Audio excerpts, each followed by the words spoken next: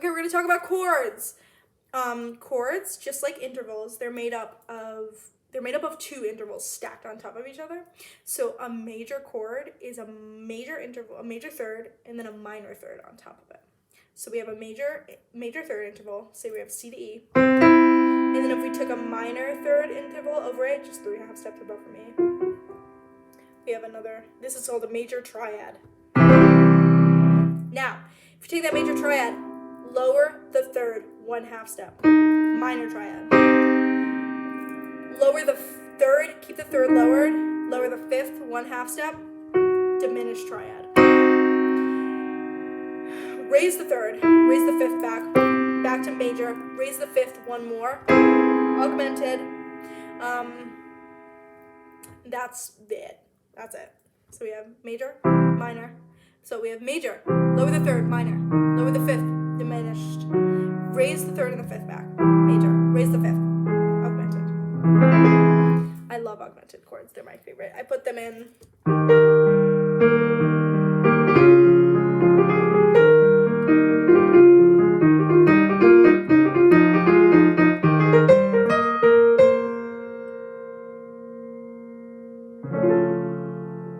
augment.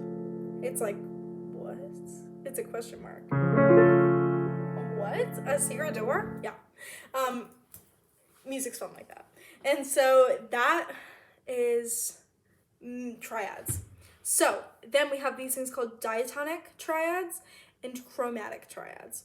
So basically in the key of C,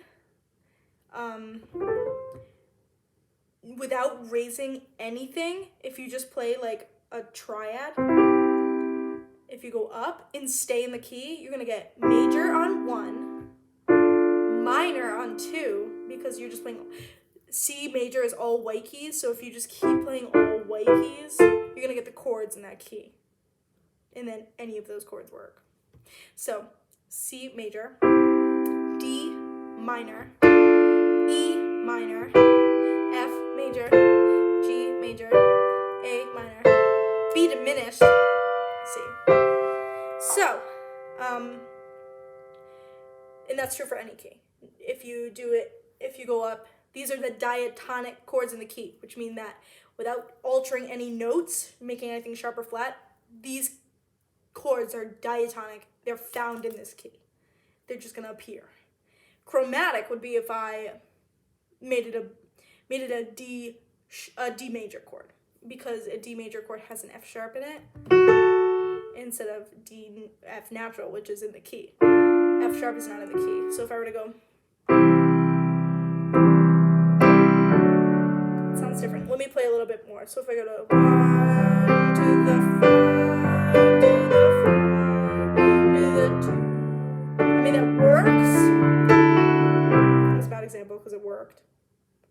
But yeah, if I were to go 1 to the 5 to the 6 minor to the 2, that worked too. Damn. All right. I guess I'm just too good. No, that's so stupid.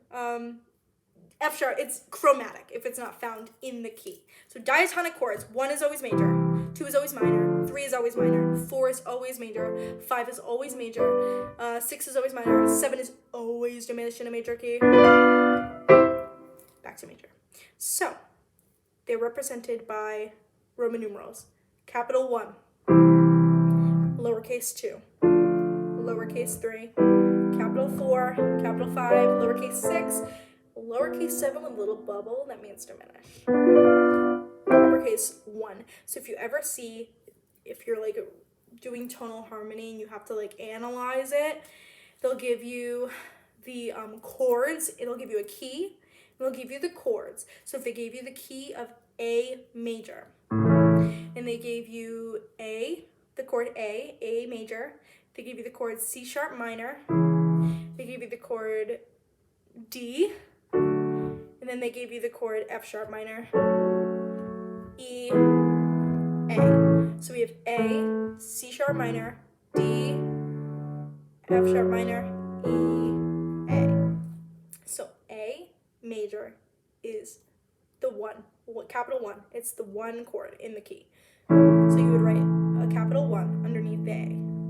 is what it is for the Roman numeral analysis. A. Then we have C sharp minor. C sharp is 3 and it's minor, so it's a minor, lowercase 3. Then we have D. D in the key of E is 4. A. D in the key of A is 4. So capital 4 because it's always capital. And then we have F sharp minor. F sharp is 6 and it's minor, so minor 6, lowercase 6. And then capital 5. 5 is always capital in a major key. Back to 1. So then you can also have inversions. So an inversion just basically means you have, say if I have the triad, that's root position. We have A, C sharp, E. And then if I took that A and I put it on the top and I kept the other notes, this would be the first inversion. And then if I take that C sharp on the bottom and I put that on the top, second inversion, put the E back on the top, root.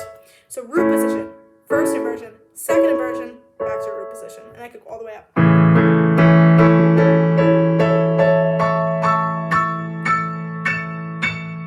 And now I'm out. Yeah, so if you're writing a Roman numeral and you see that it's an A major chord, it has all the notes in an A major chord, but A is not in the bass. It's an A major chord. It's spelled out A major. Spelling, if someone says spelled out, it just means like A. It's how it's written. So if it's A, C sharp, E, it's spelled out A, C sharp, E. That's a root position in the treble. And then in the bass, it's a C sharp. This would still be considered a first inversion because C sharp, the third, is in the bass. So if you're writing the Roman numeral, this is where it gets complicated. Don't freak out if you can't get this because like this is what I'm learning in theory right now, but like I went over it in fundamentals, so because it's kind of important, it's everywhere. So the third is in the bass. You would write 1, capital 1, because it's A major, in the key of A major. So it's a capital 1, but it's first inversion. So now next to the 1, you just write a little 6. And this just means that there is the interval of a major 6 between the third and the A. And then there's another third in between there, but 6. And then if I were to do the second inversion, and if I had E in the bass, that would be a second inversion. I would write capital 1, 6, 4 underneath.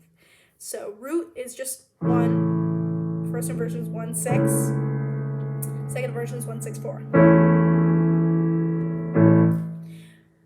And then that's the same for anything. If you have an inversion in 5, 5, root position, 5 with the third in the bass, 5, 6, 5 with the fifth in the bass, 5, 6, 4.